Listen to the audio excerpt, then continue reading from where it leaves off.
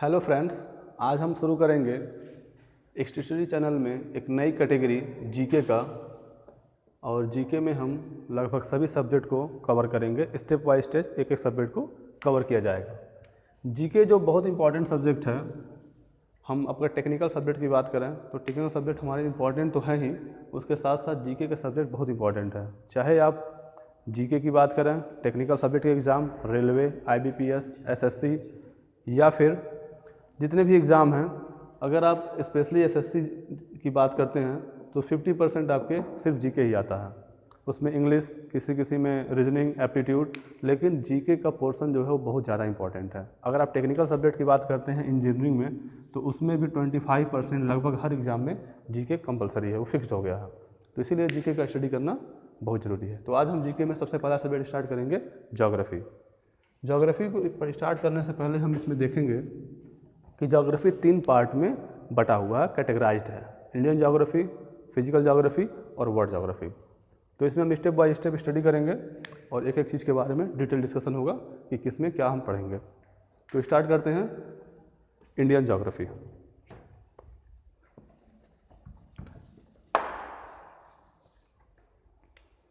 Indian geography के अंदर सबसे पहले लोकेशन, साइज और नेबरिंग कंट्रीज।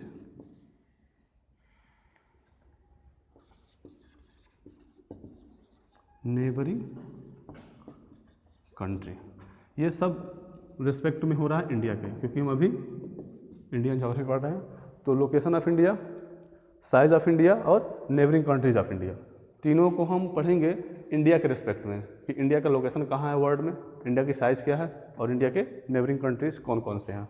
तो स्टार्ट करते हैं। सबसे पहला टॉपिक लोकेशन।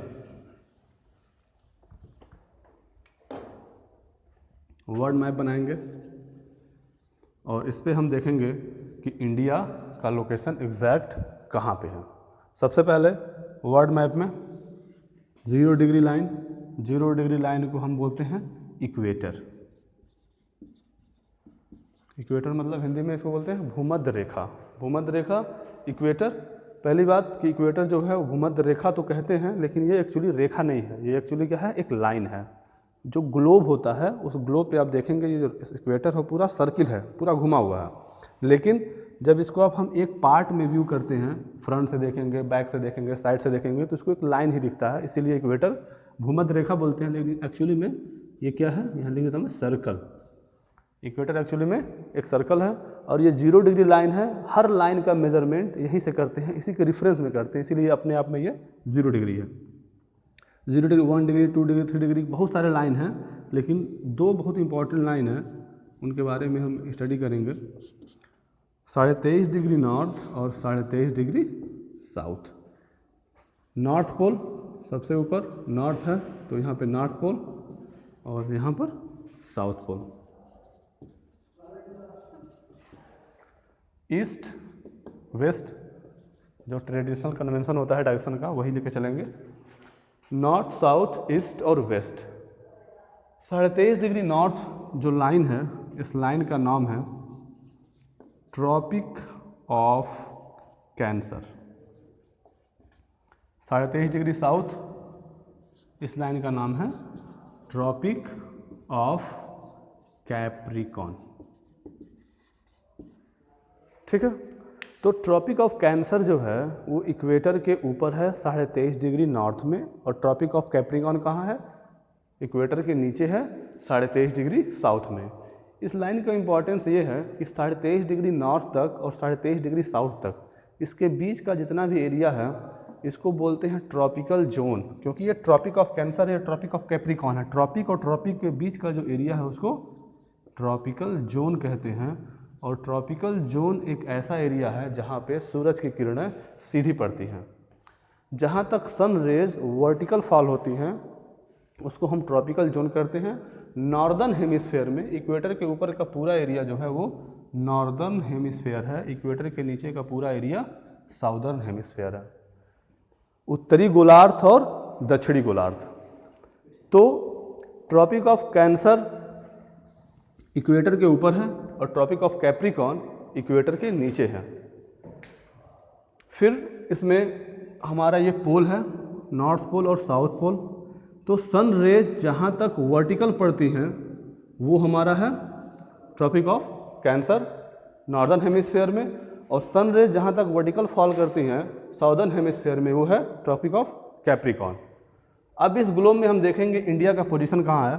तो इंडिया का पोजीशन कुछ ये है, इंडिया का पोजीशन ये है। इंडिया से एक लाइन होकर पास करती है जिसका नाम है ट्रॉपिक ऑफ कैंसर। इस लाइन को अगर आप डिटेल में बनाएंगे तो ये ऐसा दिखेगा। गुजरात से एंट्री होगी और अरुणाचल प्रदेश होते हुए ये बाहर निकलेगा। तो सबसे पहला question, India lies in which hemisphere. तो सबसे पहला इसका क्या होगा कि इंडिया जो है इक्वेटर के ऊपर है, तो इंडिया किस हेमिस्फीयर में लाई करेगा? नॉर्दर्न हेमिस्फीयर में। अगर हम इसी मैप को पोल टू पोल डिवाइड कर दें, नॉर्थ पोल और साउथ पोल, ये ईस्ट और वेस्ट, अब इंडिया किस पोल में लाई करेगा? अगर पूछा जाए India lies in which hemisphere, eastern hemisphere या वेस्टर्न हेमिस्फीयर, तो India lies in eastern hemisphere. और अगर आप डिवाइड करते हैं इक्वेटर के ऊपर और नीचे, तो नॉर्दर्न हेमिस्फीयर और साउदर्न हेमिस्फीयर, तो इंडिया आएगा नॉर्दर्न में। अगर आप पोल टू पोल डिवाइड करेंगे ईस्ट और वेस्ट में, तो इंडिया आएगा ईस्टर्न हेमिस्फीयर। मतलब हम पूरब साइड में हैं और उत्तर में हैं, उत्तर पूरब। तो ये हो गया इंडिया के लोकेशन के बारे में। इसमें कुछ इंपॉर्टेंट क्वेश्चन है, जैसे which line passes from India, तो आंसर है ट्रॉपिक ऑफ कैंसर। अच्छा, एक चीज़ और है, इसमें काफ़ी कन्फ्यूजन होता है कि कौन सी लाइन ऊपर है और कौन सी लाइन नीचे है। आपको पता है ये ट्रॉपिक ऑफ कैंसर है और नीचे वाली लाइन ट्रॉपिक ऑफ कैप्रिकॉर्न है। ये काफ़ी भूलता है कि कौन वाला लाइन ऊपर है और कौन वाला लाइन नीचे है। याद करने का बहुत सिंपल तरीका, ट्रॉपिक ऑफ कैंसर, ये वर्ड देखेंगे कैंसर, कैंसर इसको हो जाता है वो कहाँ जाता है? वो ऊपर चला जाता है। तो इक्वेटर के ऊपर जो लाइन है वो कैंसर की है। जब कैंसर ऊपर हो गया तो कैप्रिकॉर्न नीचे होगा। अच्छा, कैप्रिकॉर्न में भी है कैप्रिकॉर्न, कैप्री कहाँ पहनते हैं? नीचे पहनते हैं। इसका मतलब कि कैप्रिकॉर्न की लाइन जो है वो इक्वेटर के नीचे है। तो ये हमेशा याद रहेगा, 23.5 degree north tropic of cancer जो इक्वेटर के ऊपर है, 23.5 degree south tropic of capricorn जो इक्वेटर के नीचे है। फिर अगला question, tropic of cancer passes from how many states of India. Tropic of cancer जो है वो भारत के कितने राज्यों से पास करता है? तो इसका आंसर है 8 स्टेट्स। भारत के 8 राज्यों से है कि ट्रॉपिक ऑफ कैंसर पास करता है। अब उस 8 राज्यों का नाम क्या क्या है उसको हम इस मैप में बनाएंगे। सबसे पहला गुजरात, गुजरात के बाद राजस्थान, बीच में मध्य प्रदेश, तो मध्य प्रदेश, छत्तीसगढ़, छत्तीसगढ़ के बाद छोटा सा झारखंड, वेस्ट बंगाल, और ये है त्रिपुरा, और सबसे लास्ट में मिजोरम। गुजरात, राजस्थान, मध्य प्रदेश, छत्तीसगढ़, झारखंड, वेस्ट बंगाल, त्रिपुरा और मिजोरम, ये 8 ऐसे स्टेट्स हैं जहां से ट्रॉपिक ऑफ कैंसर होके पास करता है। ये क्वेश्चन हमेशा पूछता रहता है एग्जाम में। आपको 4 ऑप्शन दे देगा, 1 2 3 4, 3 होंगे इन 8 में से, और एक कोई ऐसा स्टेट होगा जो इन 8 में नहीं रहेगा। आपको उसी को फाइंड आउट करना होगा कि कौन सा वो स्टेट है जो इन 8 में नहीं है। तो ये एग्जैक्ट लोकेशन नहीं है कि गुजरात यहीं है, राजस्थान यहीं है, मध्य प्रदेश यहीं है। ये एक सिंबॉलिक बनाया गया है कि दिखाई दे कि मतलब कहीं ना कहीं इस लाइन पे आते हैं। अब जैसे छत्तीसगढ़ जो है वो कुछ ऐसा है, लेकिन अगर एग्जैक्ट बना देंगे मैप तो फिर याद नहीं हो पाएगा। इससे ये होगा कि गुजरात, राजस्थान, मध्य प्रदेश, छत्तीसगढ़, झारखंड, वेस्ट बंगाल, त्रिपुरा और मिजोरम, तो ये एक सीक्वेंस में याद रहेगा। फिर इस टॉपिक के बाद जो बहुत इंपॉर्टेंट है एग्जाम पॉइंट ऑफ व्यू से,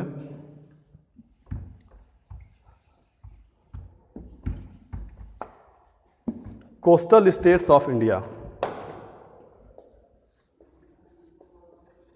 coastal states of India, Bharat के तटीय राज्य।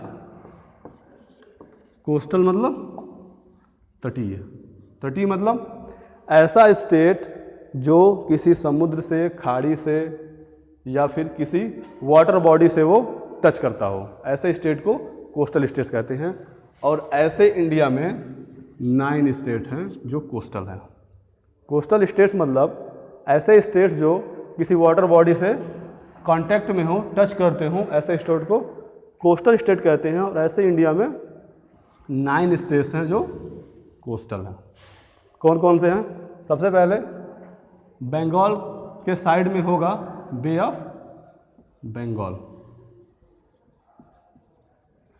और इधर है अरेबियन सी या अरब सागर।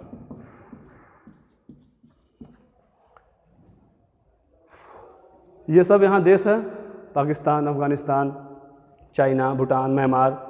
तो इधर तो सब इंटरनेशनल बाउंड्रीज है। हमारे देश के बाद कोई एक देश है तो यहाँ पे कोस्टल होने का कोई चांस ही नहीं है। कोस्टल कहाँ होगा? ऐसे स्टेट्स जो बे ऑफ बंगाल से टच करते हों या ऐसे राज्य जो अरब सागर से टच करते हों। ऐसे हमारे पास 9 हैं। और वो कौन कौन से हैं? सबसे पहले तो फिर गुजरात ही है। गुजरात टच करता है अरेबियन सी से। गुजरात के बाद महाराष्ट्र, महाराष्ट्र के बाद एक छोटा सा राज्य यहाँ पर गोवा, गोवा के बाद कर्नाटका, कर्नाटक के बाद केरल। तो ये 5 हो गए अरेबियन सी से, और 4 हमारे होंगे बे ऑफ बंगाल से। कौन कौन से? तमिलनाडु, आंध्र प्रदेश, उड़ीसा और वेस्ट बंगाल, पश्चिम बंगाल। तो 4 बे ऑफ बंगाल से और 5 अरेबियन सी से, टोटल हो गए हमारे 9 स्टेट्स जो कोस्टल हैं, जो किसी ना किसी स्टेट से, ऐसे स्टेट जो किसी ना किसी वाटर बॉडी से वो टच करते हैं। अब फिर एग्जाम का question, total coastal line of India, total coastal line of India. इसका मतलब क्या हुआ कि ये जो 9 राज्य हैं इनका टोटल कितना किलोमीटर एरिया जो है वो किसी न किसी वाटर बॉडी के कांटेक्ट में है। अगर कहेंगे total coastal states of India, तो टोटल में ये हमारा अंडमान निकोबार भी है, जो पूरी आइलैंड है और पानी में है, ये अंडमान एंड निकोबार। और यहाँ पर एक स्टेट है, ये भी एक आइलैंड का ग्रुप है, लक्षद्वीप। तो अगर टोटल की बात करेंगे तो इन 9 के साथ लक्षद्वीप और अंडमान निकोबार, इनका भी कोस्टल लाइन ऐड करना पड़ेगा। तो अगर सबको आप ऐड करते हैं तो वैल्यू आती है 7516.6 किलोमीटर। ये वैल्यू है 9 जो स्टेट्स इस मैप में दिख रहे हैं, प्लस लक्षद्वीप और प्लस अंडमान निकोबार। लेकिन अगर बात की जाए मेनलैंड की, मेनलैंड मतलब भारत की मुख्य भूमि, उसमें ये आइलैंड हट जाएंगे। ये पूरा जो दिख रहा है ये मेनलैंड है। अगर मेनलैंड की बात करेंगे, कोस्टल लाइन ऑफ मेनलैंड, मुख्य भूमि के तटीय रेखा, मेनलैंड, तो ये घट के 6100 किलोमीटर हो जाएगा। क्योंकि अंडमान निकोबार जो है, यही सबसे ज़्यादा जो कोस्टल लाइन है किसी स्टेट का, वो अंडमान निकोबार का ही है। तो वैल्यू जो है काफ़ी कम हो जाएगा। अब फिर एक एक स्टेट की बात करेंगे, किसका कोस्टल लाइन सबसे ज़्यादा है और किसका सबसे कम है। तो अगर एक एक वैल्यू की बात करेंगे,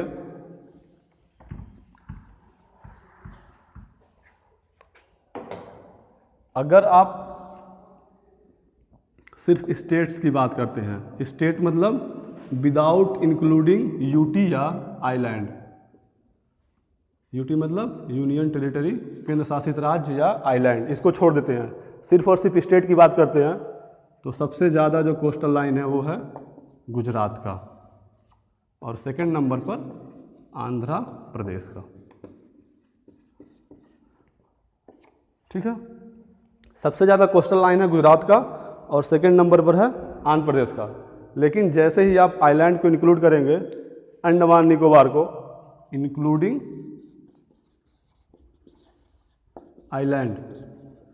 आइलैंड इंक्लूड करेंगे तो अंडमान निकोबार इंक्लूड होगा, और जैसे ही अंडमान निकोबार इंक्लूड होगा अंडमान आ जाएगा पहले स्थान पर, गुजरात कहाँ जाएगा दूसरे पर, और आंध्र प्रदेश तीसरे नंबर पर। क्योंकि अंडमान निकोबार का जो कोस्टल लाइन है, क्योंकि ये एक एक आइलैंड है ये, अब सबका कोस्टल लाइन अलग अलग होगा, और सबके एक एक आइलैंड का जब जोड़ेंगे ऐड करेंगे तो वैल्यू बहुत ज़्यादा हो जाएगा। तो स्टेट्स में सबसे पहले Gujarat, second Andhra Pradesh including island, तो अंडमान निकोबार पहले पर, गुजरात जाएगा दूसरे पर, और आंध्र प्रदेश तीसरे नंबर पर। फिर एक क्वेश्चन इसी में,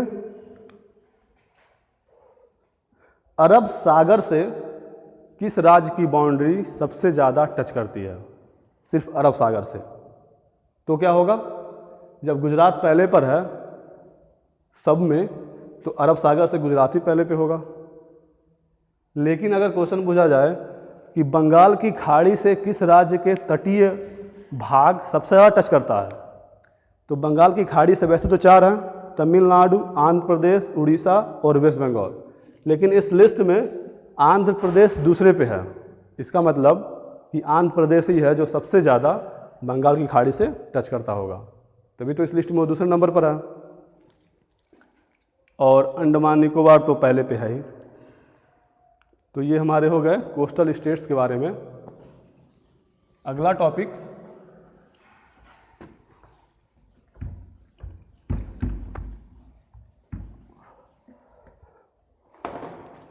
extreme points of India. Extreme points of India. सबसे पहले एक्सट्रीम पॉइंट का मतलब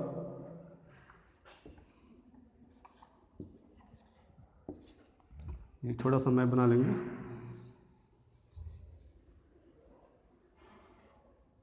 कि जो स्टेट्स हैं इंडिया के, सबसे पूर्व में कौन सा राज्य है, पश्चिम में कौन सा राज्य है, और उत्तर में, दक्षिण में, चारों तरफ। तो भारत का जो सबसे उत्तर का राज्य है वो है जम्मू एंड कश्मीर, सबको पता है। दक्षिण तमिलनाडु, पश्चिम गुजरात, और पूर्व अरुणाचल प्रदेश। ये 4 हमारे हो गए, चारों दिशाओं में, उत्तर पूर्व, उत्तर दक्षिण और पूर्व पश्चिम। साइन कन्वेंशन हमारा सेम है, नॉर्थ साउथ ईस्ट और वेस्ट। लेकिन पश्चिम में गुजरात है, तो गुजरात के पश्चिम में सबसे लास्ट पॉइंट कौन सा है? एग्जाम में नहीं पूछेगा कि भारत का सबसे पश्चिमी राज्य कौन सा है, गुजरात का सबसे पश्चिमी बिंदु कौन सा है, तो उस पॉइंट का नाम है सर क्रीक। अरुणाचल प्रदेश तो इंडिया का पूर्वी राज्य है ही, लेकिन अरुणाचल प्रदेश का सबसे पूर्वी पॉइंट कौन सा है, तो वो है वालांगू। तमिलनाडु तो इंडिया का दक्षिणी राज्य है ही, लेकिन तमिलनाडु का सबसे दक्षिणी बिंदु कौन सा है, तो अक्सर सुनते होंगे कन्याकुमारी। उसी तरह से जम्मू कश्मीर का सबसे उत्तरी पॉइंट इंदिरा पॉइंट नहीं, इंदिरा कॉल। ये हमारे चारों पॉइंट हो गए। याद करने के लिए ऐसे यहाँ लिख लेंगे, इंदिरा कॉल, वालांगू, सर क्रीक और कन्याकुमारी। यहाँ पे हमारा अंडमान निकोबार। लेकिन अब यहीं पे क्वेश्चन अगर पूछा जाता है कि भारत का सबसे दक्षिणी बिंदु, आंसर क्या होगा? कन्याकुमारी नहीं होगा, क्योंकि जो अंडमान निकोबार का लास्ट पॉइंट है वो कन्याकुमारी से नीचे तक है, और अंडमान निकोबार भी क्या है, इंडिया का ही स्टेट है। तो भारत का दक्षिणी बिंदु, तो अंडमान निकोबार भारत का ही राज्य है, तो कन्याकुमारी नहीं होगा, अंडमान निकोबार का जो लास्ट पॉइंट है वो होगा, और इसका नाम है इंदिरा पॉइंट। उत्तर में इंदिरा कॉल, दक्षिण में इंदिरा पॉइंट। तो इसको थोड़ा सा और नीचे कर लेंगे कि कन्याकुमारी से नीचे इंदिरा पॉइंट है। अब ये कंप्लीट है, ठीक है। सर क्रीक, वालांगू, इंदिरा कॉल, कन्याकुमारी, और कन्याकुमारी के नीचे इंदिरा पॉइंट। मुख्य भूमि का सबसे दक्षिणी बिंदु तो कन्याकुमारी ही है, लेकिन भारत का सबसे दक्षिणी बिंदु तो इंदिरा पॉइंट होगा, ठीक है।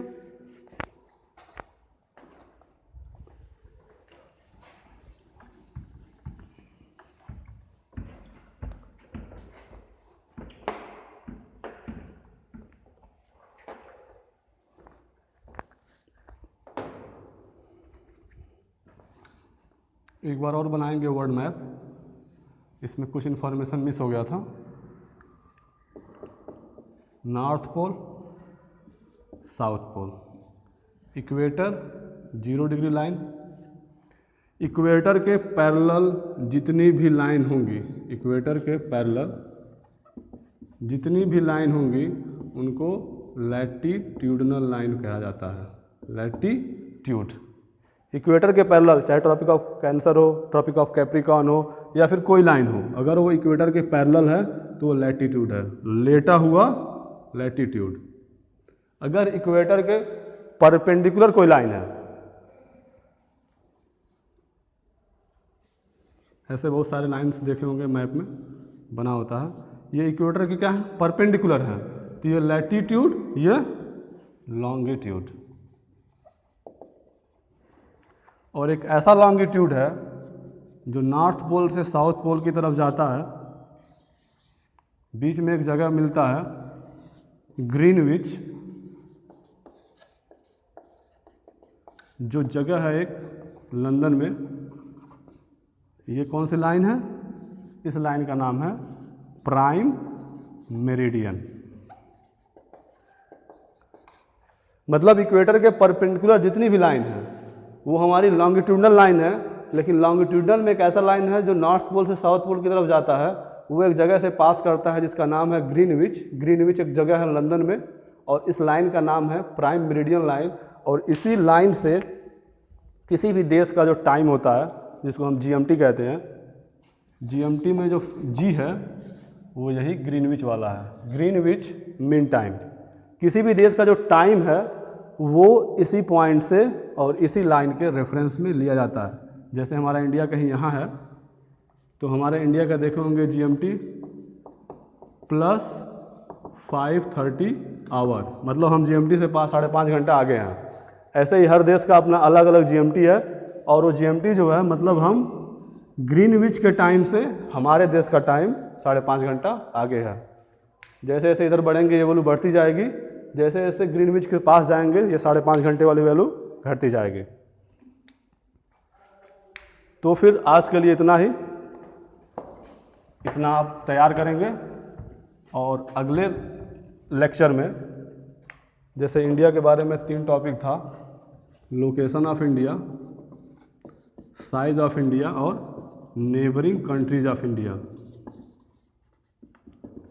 तो नेबरिंग कंट्रीज़ के बारे में अगले क्लास में पढ़ा जाएगा कि भारत के नेबरिंग कंट्रीज़ कौन कौन सी हैं, भारत कितनी बाउंड्री किस देश के साथ शेयर करता है, उसमें कौन कौन से इंपॉर्टेंट क्वेश्चंस हैं उसके बारे में डिस्कस होगा। लेकिन एक चीज़ और लास्ट में, फिर आज का सेशन ख़त्म। इंडिया का लेंथ कितना है और टोटल विड्थ कितना है, लेंथ और विड्थ। जो लेंथ है टोटल इंडिया का 3214 किलोमीटर, और विड्थ है 2933 किलोमीटर। लेंथ 3214 किलोमीटर और विड्थ 2933 किलोमीटर, मतलब लंबाई थोड़ी सी ज़्यादा है रिस्पेक्ट में चौड़ाई के। जम्मू कश्मीर से कन्याकुमारी ये वाली वैल्यू ज़्यादा है, और आंध्र प्रदेश से अरुणाचल प्रदेश से गुजरात ये वाली वैल्यू थोड़ी सी बस कम है। तो आज के लिए बस इतना ही, और अगले लेक्चर में हम इसके बारे में फिर डिस्कस करेंगे। Thank you for watching this video, good bye.